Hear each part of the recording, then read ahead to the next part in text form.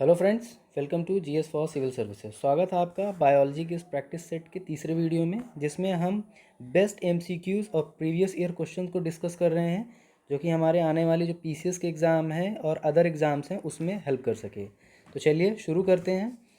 तो हमारा जो पहला क्वेश्चन है इस वीडियो का और बाकी सेट का 65वां नंबर का क्वेश्चन है, जिसके बोला जाता है कि प्रत्ययम्ल या एंटासिड किससे राहत दिलाने वाली औषधियों में पाया जाता है। एंटासिड जो है किसमें राहत दिलाने वाले औषधियों में पाया जाता है। तो ऑप्शन ए है नेत्र दृष्टि, ऑप्शन बी पेट दर्द, या सी मुहासे में, या डी सिर दर्द में। तो राइट ऑप्शन क्या है? राइट ऑप्शन है 65 का पेट दर्द। एंटासिड या प्रतियम्ल का, जैसे कि क्या होता है कि हमें जैसे पेट दर्द होता है तो हम क्या लेते हैं, इनो लेते हैं। वो क्या करता है कि हमारे पेट में जो एसिड होता है जब उसका लेवल बढ़ जाता है, एसिड का लेवल जब बढ़ जाता है तो हमें बाहर से छार लेना पड़ता है, और उससे क्या होता है, पेट में न्यूट्रलिटी आ जाती है। एसिड और बेसिक के बीच में न्यूट्रलिटी आ जाती है, जिससे क्या होता है, हमें पेट दर्द में आराम मिलता है। और ये जो न्यूट्रलिटी लाने के लिए इस्तेमाल किया जाता है वो एंटासिड होता है।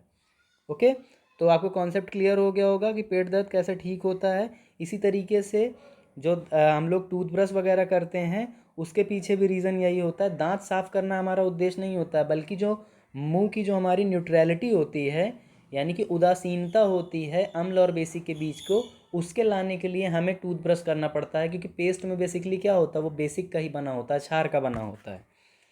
तो ये समझ में आ गया आपको। 66वां क्वेश्चन देखते हैं। मनुष्य में किसका पता लगाने के लिए अस्थि भवन परीक्षण किया जाता है? क्या किया जाता है? अस्थि भवन परीक्षण किया जाता है। ऑप्शन ए मस्तिष्क क्षमता, ऑप्शन बी अंतरिम आयु, ऑप्शन सी औषध व्यसन, या ऑप्शन डी है अंतरिम ऊंचाई। तो 66वें का जो राइट ऑप्शन है वो क्या है? वो है बी, अंतरिम आयु जो होती है उसको पता करने के लिए अस्थि भवन परीक्षण का इस्तेमाल किया जाता है। 67वां क्वेश्चन देखते हैं। 67वां क्वेश्चन ये है कि इसमें हमें अणु और उपस्थित धातु को मैच करना है। ओके, तो ऑप्शन ए है विटामिन B12।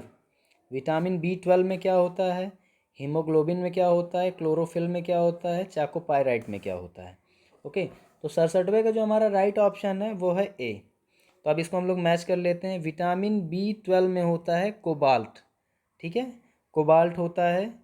और हीमोग्लोबिन में क्या होता है, बेसिकली लोहा होता है, जिसके वजह से क्या होता है, हमारा जो ब्लड का कलर होता है वो क्या होता है, लाल हो जाता है। क्लोरोफिल में क्या होता है, क्लोरोफिल में होता है मैग्नीशियम, और चाकोपायराइट में होता है तांबा।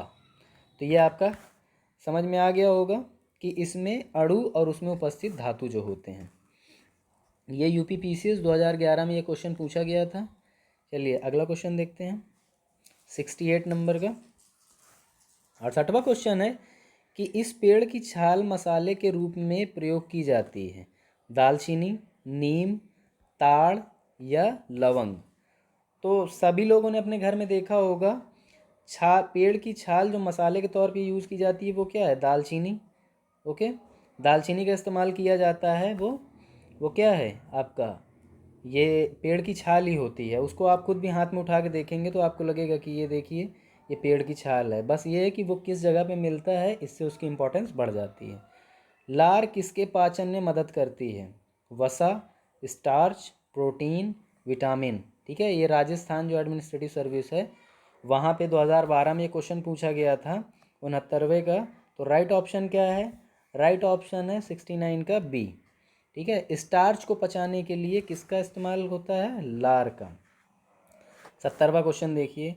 मानव शरीर में सबसे लंबी अस्थि है, ठीक है, अंतर प्रकोष्ठा जिसे उल्ना कहा जाता है, प्रगंडिका, ह्यूमरस कहा जाता है, अंतरजंगिका या टीबिया कहा जाता है, और उरु अस्थि या फीमर कहा जाता है। तो हमारे जो पैर की जो जांग से जो जहाँ पे जोड़ होता है वहाँ तक की जो हड्डी होती है उसको बोलते हैं फीमर। ओके, फीमर ही क्या है, शरीर की सबसे बड़ी हड्डी है। 70वां क्वेश्चन है, सी ये जो है उसका आंसर है। ओके अब 71वां क्वेश्चन देखते हैं। रेड डाटा बुक जो कि कौन जारी करता है? IUCN। क्या बोलते हैं? International union of conservation nature. ठीक है, ये है IUCN। उन जातियों के बारे में जानकारी देता है जो लुप्त हैं, खतरनाक हैं, संकटपन है या विरले हैं। तो राइट ऑप्शन 71 का क्या होगा? राइट ऑप्शन 71 का है बी, जो इंडेंजर्ड हैं, जो खतरे में हैं, उससे संबंधित ये लिस्ट है। पहली चीज़ याद रखिएगा कि रेड डाटा बुक जो होता है वो किससे संबंधित है? पौधे या जीव जंतु जो खतरे में हैं, संकटपन हैं, इंडेंजर्ड हैं, उनसे संबंधित ये बुक है। और इसमें जो है इसको पब्लिश कौन करता है? तो ये IUCN करता है। Okay, international union of conservation nature. चलिए 72वां क्वेश्चन देखते हैं।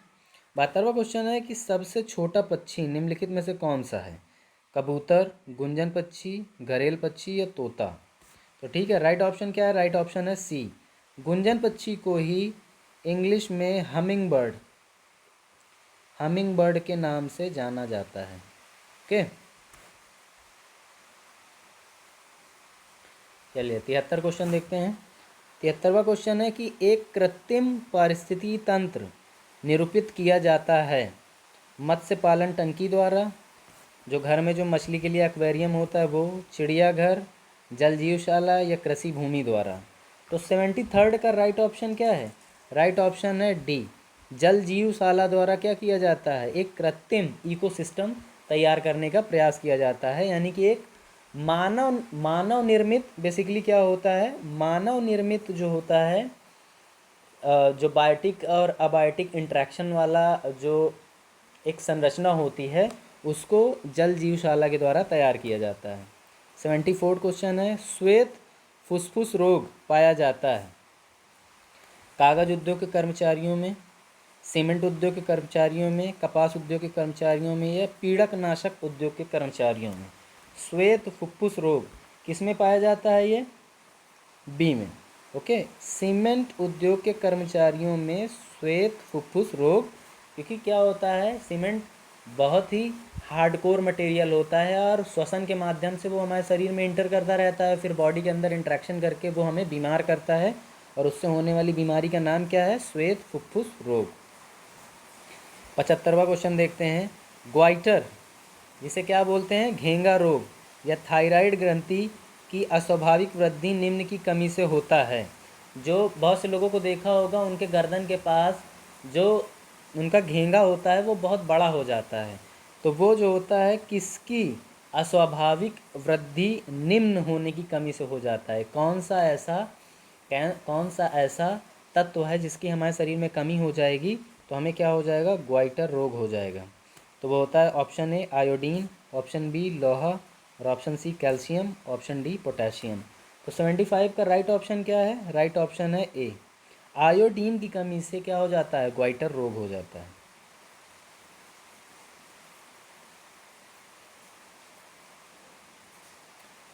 सेवेंटी सिक्स क्वेश्चन देखिए। जल में तैरने वाले पक्षियों में क्या विशेषताएं होती हैं? जाल युक्त पैर होते हैं, चौड़े पंख होते हैं, लंबी चोंच होती है, पंजों वाली उंगलियां होती हैं। तो 76 का राइट ऑप्शन जो है, आप कॉमन सेंस के बेसिस पे सॉल्व करने का प्रयास करिए। क्या होगा? नाव जैसे अगर पैर किसी के फैले हों, हाथ पैर फैले हों और जाल युक्त बने हों, हल्के हों, तो क्या होगा कि वो तैर सकते हैं। तो 76 का राइट ऑप्शन है ए, जल युक्त पैर जो होते हैं, जाल युक्त जो पैर होते हैं, उनसे क्या होता है? पक्षियों को तैरने में मदद मिलती है। 77 क्वेश्चन देखते हैं। राष्ट्रीय पर्यावरणीय इंजीनियरिंग अनुसंधान संस्थान कहाँ पे है? National environmental engineering research institution, जिसे क्या बोला जाता है? निरी। ओके, क्या बोलते हैं? निरी बोला जाता है। National environmental engineering research institution. Clear हो गया होगा आपको, एक फुल फॉर्म भी क्लियर हो गया। तो कहाँ पर स्थित हमें ये बताना। ऑप्शन है पुणे, दिल्ली, नागपुर, चेन्नई। राइट ऑप्शन क्या है? राइट ऑप्शन है सी, नागपुर में national environmental engineering research institute क्या है? वहीं पे स्थित है। 78वां क्वेश्चन देखते हैं। सबसे छोटा फूलों वाला पौधा कौन सा है? Option A Wolffia, B Lemna, C Azolla, D ficus.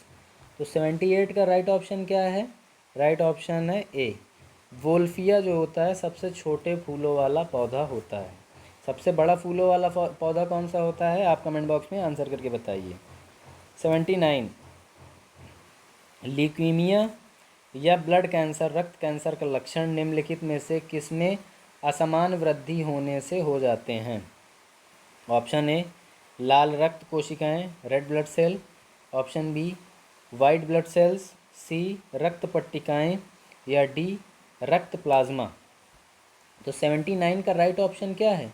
Right option है श्वेत रक्त कोशिकाओं में जब असमान वृद्धि होने लगती है तो व्यक्ति को क्या हो जाएगा? वाइट ब्लड सेल में असमान वृद्धि होने पे क्या हो जाएगा? ब्लड कैंसर हो जाता है। ओके, क्या हो जाएगा? ब्लड कैंसर हो जाता है। चलिए 80 क्वेश्चन देखते हैं। कॉड निम्नलिखित में से किसकी किस्म है? कॉड क्या होती, कौन सी प्रजाति है? तो बकरी है, मछली है, फसल है या प्रवाल कोरल है? राइट ऑप्शन क्या है? राइट ऑप्शन है बी।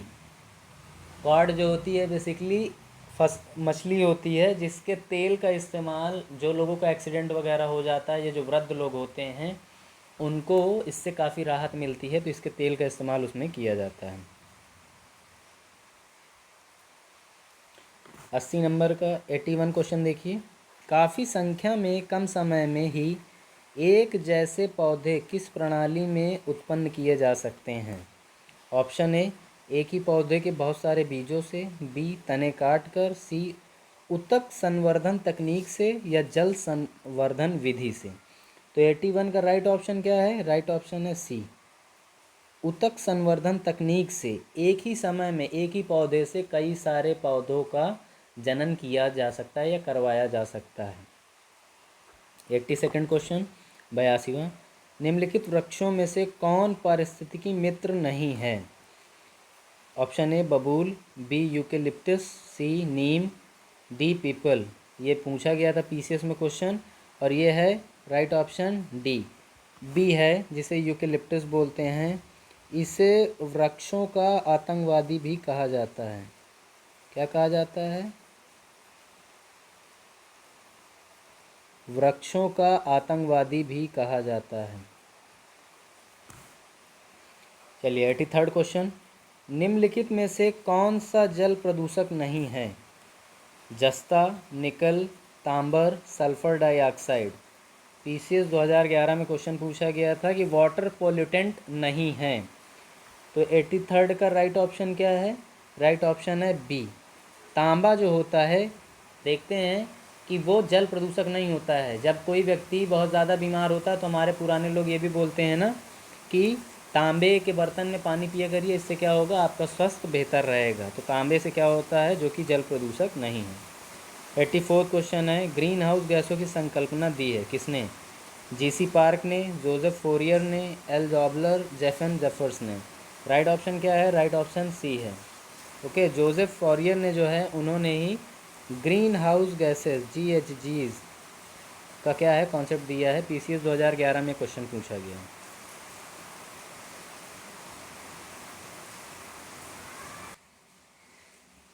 85वां क्वेश्चन देखते हैं।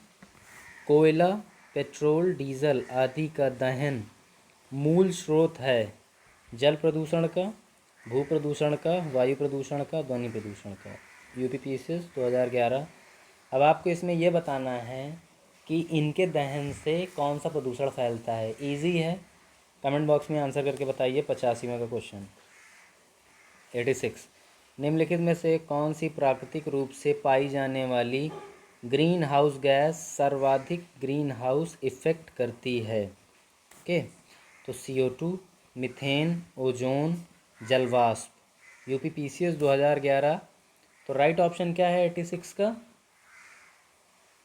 86 का है ए। ओके, ग्रीन हाउस गैस है ये जो कि सर्वाधिक इफेक्ट करती है, तो वो है CO2 जिसे बोलते हैं carbon dioxide. Carbon dioxide.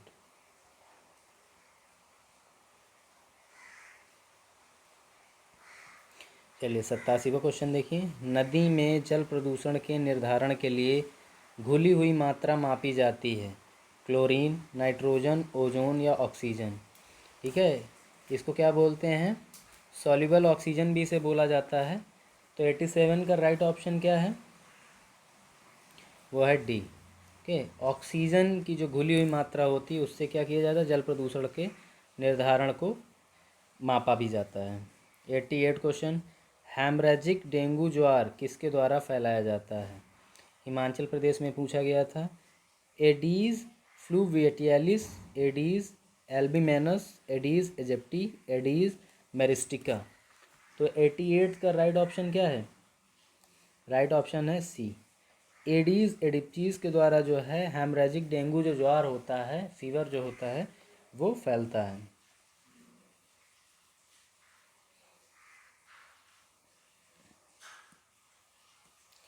89 question देखिए। आयोडीन प्राप्त होता है गैसिलेरिया से, लेमिनेरिया से, उडोगोनियम से, स्पायरोगायरा से। हिमाचल प्रदेश 2011 में ये क्वेश्चन पूछा गया। और 89 का राइट ऑप्शन क्या है? 89 का राइट ऑप्शन है बी, लेमिनेरिया से आयोडीन प्राप्त होता है। ओके, लेमिनेरिया से। 90 क्वेश्चन देखिए। निम्नलिखित में से कौन सा पौधों का हार्मोन नहीं है? Cytokinin, auxin, calcium, gibberellin. Okay, Himachal Pradesh में ये पूछा गया था क्वेश्चन। आप जो है तो 90 का जो राइट ऑप्शन है वो क्या है? वो है सी, कैल्शियम। बाकी सब क्या है? साइटोकाइनिन, ऑक्सिन और जिब्रेलिन क्या है? ये प्लांट हार्मोन्स हैं। चलिए अगला क्वेश्चन देखते हैं।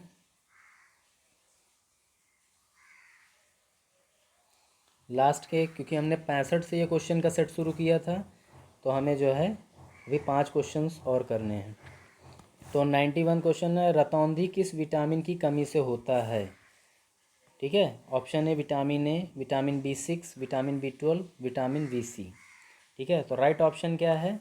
राइट ऑप्शन है आपका ए, विटामिन ए की कमी से क्या होती है? नाइट ब्लाइंडनेस या रतौंधी रोग होता है। 92 क्वेश्चन, एंटीबॉडीज़ का निर्माण किससे होता है? प्लेटलेट से, रेड ब्लड सेल से, लिम्फोसाइट से, इयोसिनोफिल से होता है। तो 92 का राइट ऑप्शन क्या है? राइट ऑप्शन है सी, लिम्फोसाइट से। किससे? लिम्फोसाइट से एंटीबॉडीज़ का निर्माण होता है। ओके, एंटीबॉडीज़ का निर्माण किससे होता है? लिम्फोसाइट से होता है।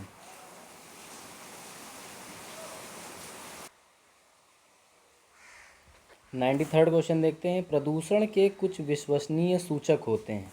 पोल्यूशंस के क्या होते हैं? कुछ ट्रस्टेबल इंडिकेटर्स होते हैं, उनका नाम क्या है? ऑप्शन ए है फर्न या साइकस, बी शैवाल तथा लिवरवर्ट, सी लाइकेन तथा मॉस, डी नीम का पेड़ तथा आइकॉर्निया।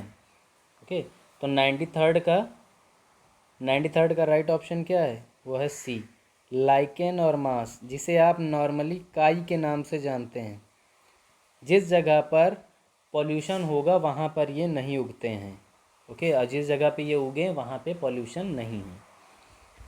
94 क्वेश्चन देखिए। बायो मैग्निफिकेशन का अर्थ है? बायो मैग्निफिकेशन क्या होता है? ऑप्शन ए, वातावरणीय कारकों का मनुष्य द्वारा उठाना, खाद्य उपयोग के कारण जीवों की वृद्धि, जनसंख्या परिमाण वृद्धि, खाद्य श्रृंखला के अंत तक अजैव निम्नकरणीय प्रदूषकों के संकेंद्रण में वृद्धि। तो 94 का राइट ऑप्शन क्या है? राइट ऑप्शन है डी, खाद्य श्रृंखला जो होती है, फूड चेन जो होती है, उसका जो एंड होता है उसमें क्या होगा?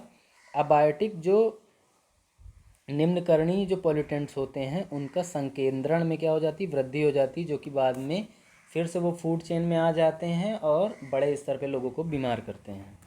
हमारा लास्ट क्वेश्चन जो है इस सेट का, वयस्क मानव शरीर में हड्डियों की संख्या होती है कितनी? Option A 214, option B 206, option C 253 या डी अनिश्चित। तो अब ये बहुत इजी क्वेश्चन है, मैं इसका आंसर नहीं बताऊंगा, आप मुझे कमेंट बॉक्स में आंसर करके बताइए कि इसका राइट ऑप्शन क्या है। ओके, तो thank you for watching the video.